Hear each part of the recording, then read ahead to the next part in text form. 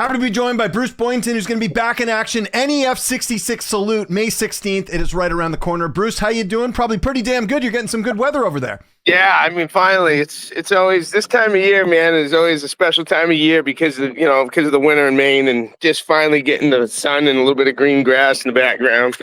That's why I'm outside. Yeah, no, it's smart. Get that vitamin D. Tell me about how this fight came together with you and CJ. When did you find out? How did this all materialize? Well, I think a couple fights ago, I think they mentioned his name to me, and I've trained with CJ for quite a while, on and off. He's kind of in and out of the gym and always has been in his career, but he's a good wrestler, and with the Young's MMA, I've been with Titan Athletics for a while now, but they mentioned his name a couple fights ago. I think I went to Minnesota and fought and came back, but they offered it before that, and I turned it down just because I don't like the whole. Well, one, it's with Young's MMA, it's with my old coach. I spent most of my career with Chris Young, and there's a lot. I mean, there's a lot of my deepest, weaknesses and so on, if you will, that he's well aware of. So it's not a fight I would have jumped at, to begin with that, and the fact that CJ is probably 2 weight classes above me. But I guess he had mentioned my name and wanted to fight me, and Matt Peason had threw that name out there, and I just kind of squashed and said, "Well, what else you got?" But then this one come up in, well, it was April. It was supposed to be April. They turned it to May 16th. So I was able to do that date. And they threw CJ's name back in the mix. And I kind of felt the same way. But they threw an offer financially, that I just couldn't turn down. It's the biggest financial fight I've ever had. And that's including World Series of Fighting and the fight over in Russia.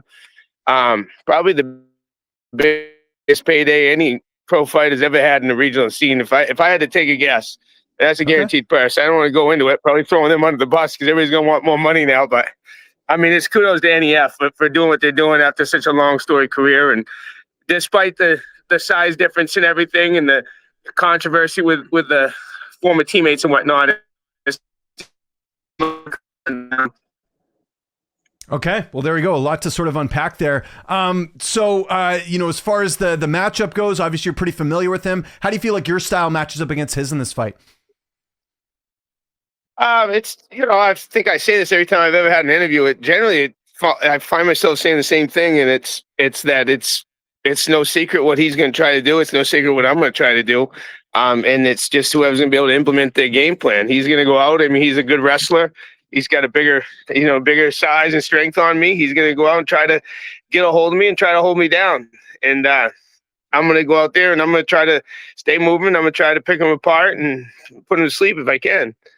Okay. That's just smart for both of us to be trying to do that. Did you talk to him once the fight was booked? Like, I don't know if you guys were close or not, because you mentioned training together. Was it one of those things once the fight was signed, did you reach out or anything, or you just left it as is and you'll talk when you're in the cage?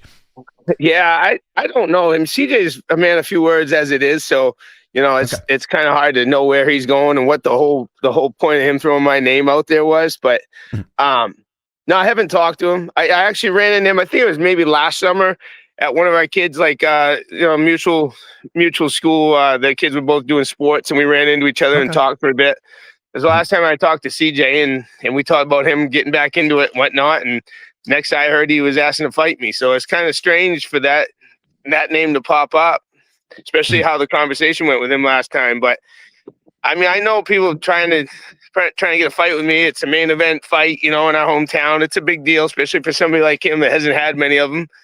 But man, I don't know. I've fought for a lot of reasons. It's never really been worth it to me to fight somebody that I've trained alongside with, that I've kind of called myself, a fellow brother. And they've offered me Josh Harvey many times, Ryan Sanders a few times. Those are guys I've trained exceptionally with, and for a long time and been really close with. So it's not somebody I want to go in a cage and stand across from. And somebody's night is not gonna be as pleasant, So this is not something I like to do, but I can't turn this one down.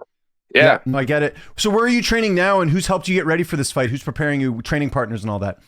Yeah, well, I'm at Titan Athletics. I've been there, I can't remember how many years it's been now. We went down to Connecticut, fought with Titan Athletics for CAS several times, and several fights with New England Fights, and out in Minnesota as well.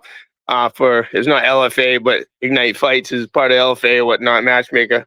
Anyway, Jeremy Tyler kind of heads up the team for Titan Athletics for the fight team. Eduardo Benjamin's the jiu-jitsu side of things. And, I got a lot of guys over there. Mainly Jeremy is a big, he's my head coach, but Eddie Davis is, without him for this, especially for this camp, and he came out to Minnesota with me. Eddie Davis has been my prime guy. I mean, he comes in, if I got to work till 9:30 at night, and him and some of the other guys will come in late at night just so I can get my training in. And, Eddie's just bends and breaks and does whatever he's got to do. He'll give me a call and just make sure I'm pushing it in the gym. And so without him, I'd be lost for this fight right now. And there's some other guys. Brandon Oldenburg's in the gym with us, and a bunch of up and coming fighters that Izzy Isaiah. He did the kickboxing match for Titan Athletics. He just got an amateur title. But we got a lot of really good talent in there that's up and coming. Nice. A lot of guys come up and travel. Yeah. You mentioned it's not going to be a good night for someone. How do you see this fight playing out on May 16th? How's this unfolding? To be honest with you, man, I feel good about it just because I've sparred with CJ many times. I know how he is, and I know how it's kind of unfolded each time, and I feel good. A lot of things going my way as far as just my health and everything like that, and I feel great.